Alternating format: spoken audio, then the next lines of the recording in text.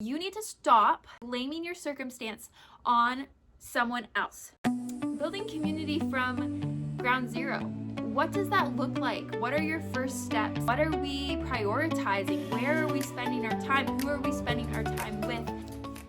Hey everyone, it's Kenzie Yancey. Thank you so much for being here. Today I'm talking about something that I think almost every single person on this earth craves, but I'm not sure is willing to put in the work. I'm going to touch on this topic a few different ways and speak to how I've seen in my own personal life. So today what we're talking about is community, how to build friends in this day and age. This day and age is a tricky one. It's a beautiful one, but a tricky one. I'm not about to tell you that this day and age is just messed up and we've gone off the deep end on everything. I think there's so much beauty in this day and age, this generation.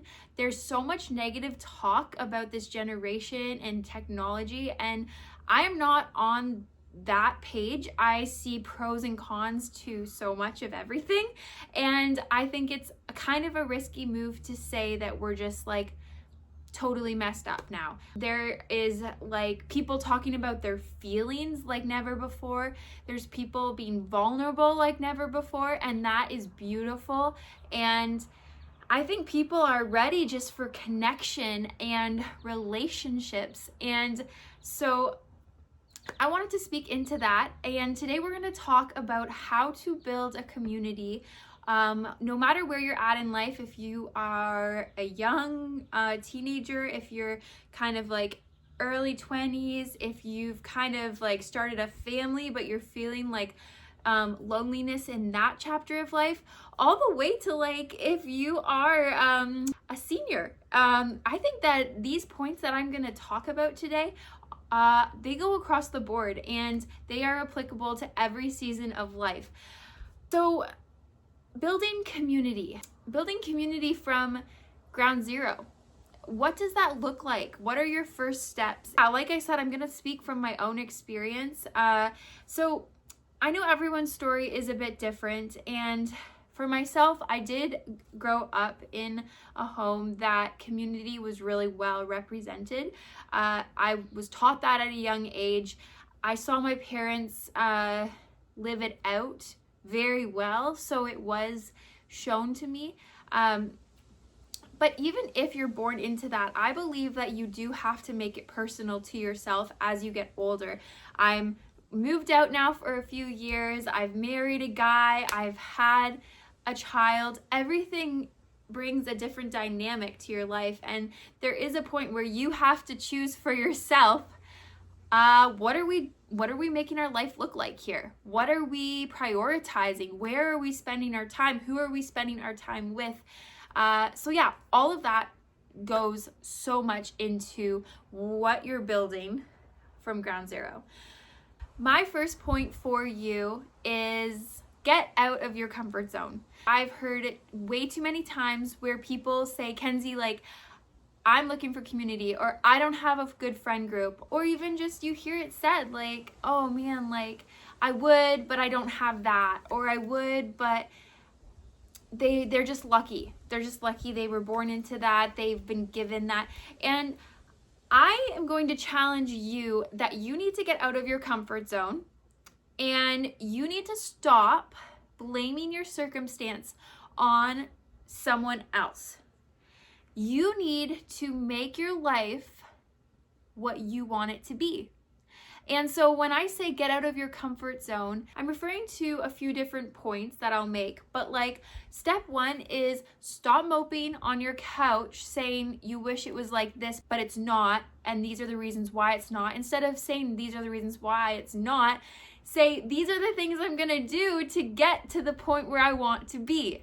I think you could bring that into so many different aspects of life, because we are easy to just like blame others, blame circumstances on things, on why things aren't the way. Now, don't get me wrong.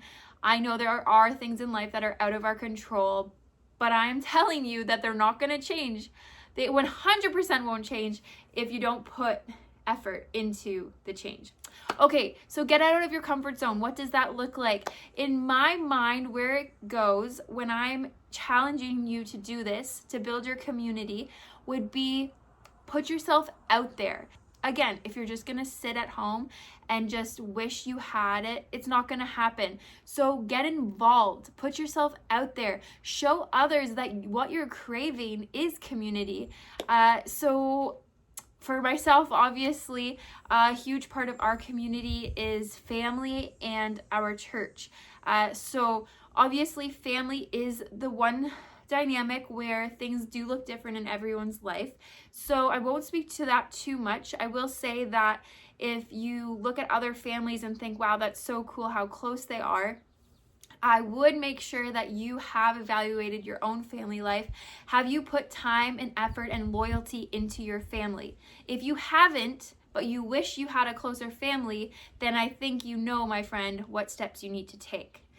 The next one, the church. So Randall and I, when we started dating, we started kind of from ground zero with churches. We were gonna just kind of find a church that we felt we wanted to start our relationship with. That does get tricky when you go as a dating couple. You're still trying to kind of figure out life between you two, figure each other out, and then you go try to find a church. That is tricky. That's how it started for us. And honestly, it did take some trial and error. We visited a few churches. The church we go to now, we visited, decided nah, and then I don't even know how many years, maybe a year later, I'm not even sure what timeline it is, we ended up back at the church, and we're there still to this day. Love it so much. They are some of our closest people that we do life with. But I will say on that topic is, if you've chosen church to be the way you're gonna find some community, you have to put yourself out there. Things like after the service ends, instead of just quickly rushing to your car, stand around. Maybe be a little awkward and just stand there awkwardly and wait for some conversation to happen. Maybe initiate a conversation to the person beside you.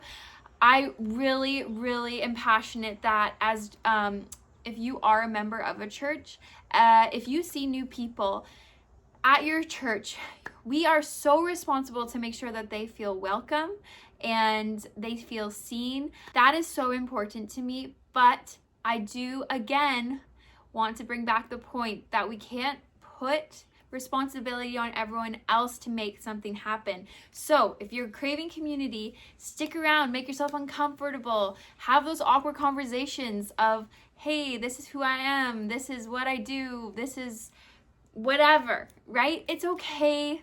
It's okay. And you just remember, like, if you're feeling a little uncomfortable, like, probably the other person that's talking to you is a little bit on the same page. No one's going to be hard on you. I think it is so beautiful and admirable when someone is looking for community and they put themselves out there, get out of their comfort zone. So, and then, yeah, like other things too, like it doesn't have to just be church. It can totally be community events. Go to your local like rec center, see what kind of events or programs they have going on. If you're a mom, go to like moms groups, early on drop-in centers, great places to meet other local moms. So we do have also social media. It's a great way to connect with people that are in your local area. If that's also something you'd want to do, is just like reach out to other moms that you see are local and be like, hey, I noticed you're local to this town. Would you ever like consider meeting up for a walk or whatever? It doesn't have to be weird. It's not weird at all. I've got those messages before and I just admire those people. Again, it's like, wow, this is so cool. They are craving this so much that they're willing to reach out, be vulnerable, and it's beautiful. I think it's beautiful. My next tip, my next advice for you growing a community in your life is be the person that you're looking for. So actually kind of where I get this from is I would have dated a guy and broke up with him. And once I was single, I had someone tell me that I needed to be the person that I expected in my husband, in my future husband. And I guess that really that hit home for me, because when I did break up with this guy, it would have been over some reasons that I was without going into it too much, I'm not seeing X, Y, and Z, kind of whatever, not seeing what I would want in a future husband. And I think that this can play into just relationships and friendships in general.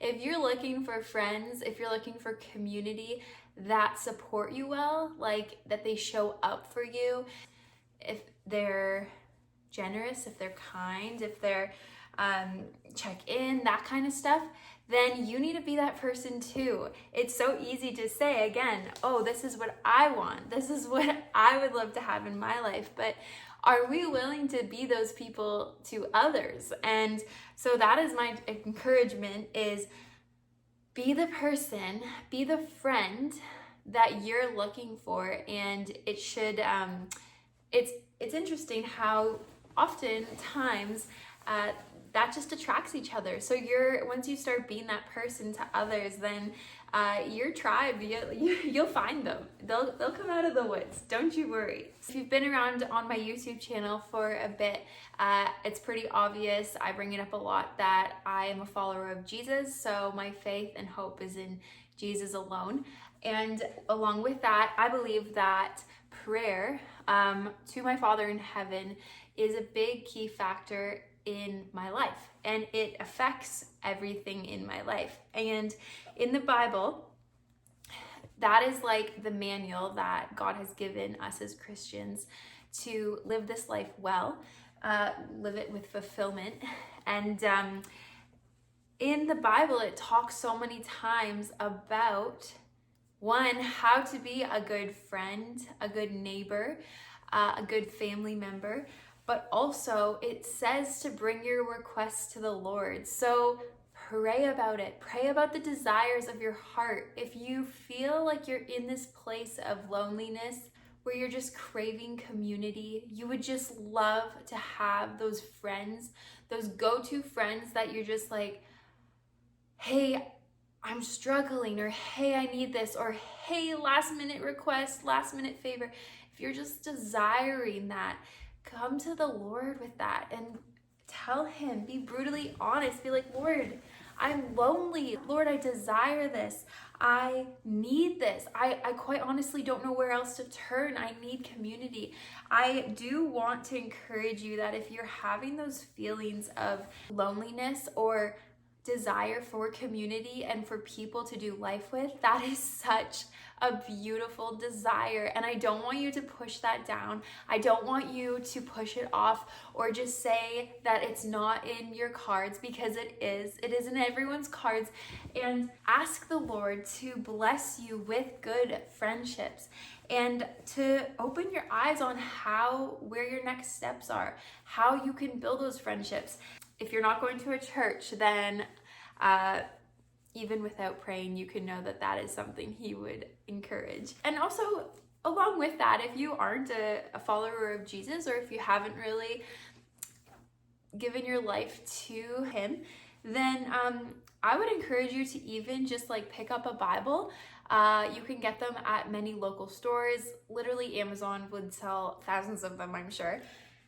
And read the Bible. You could even Google, if you would get your hands on a Bible, you could Google, what does the Bible say about relationships and friendships and how to be a good friend, that kind of stuff. It talks so much about that in the Bible, and it would be super helpful.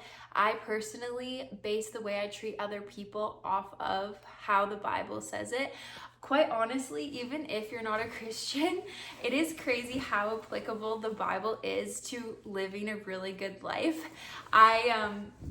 Dare I say that if you would start reading the Bible and not believe in Jesus, you'll probably end up falling in love with Jesus, because it's so incredibly rich and sweet to be a follower of Jesus. It's not that you're living your life in bondage. It's the most freedom I've ever experienced, to give my life to him and let the purpose of my life be to live for him and to build his kingdom here on earth.